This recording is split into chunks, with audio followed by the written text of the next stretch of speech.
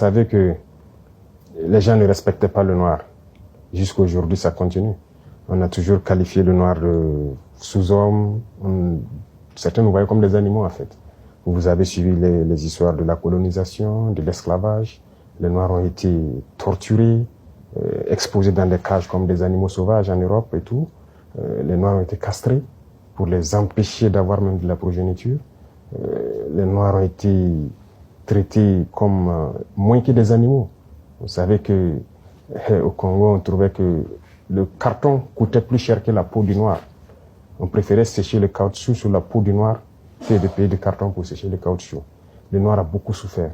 Donc de l'esclavage pendant des siècles et des siècles, la colonisation. Et cette guerre, vous voyez qu'on est venu prendre nos ancêtres sans leur consentement. Aller les mettre en boucherie, en première ligne. Et au retour encore, vous avez appris ce qui s'est passé au Sénégal.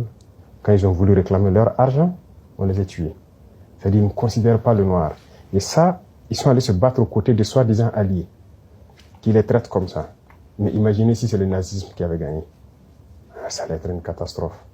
Donc voilà pourquoi je dis que c'était une lutte à mener. C'était une vraie folie dans le monde. C'était une lutte à mener et l'Afrique a participé. Et aujourd'hui, on peut dire merci parce que le peuple qui a consenti le plus grand sacrifice, c'est le peuple soviétique.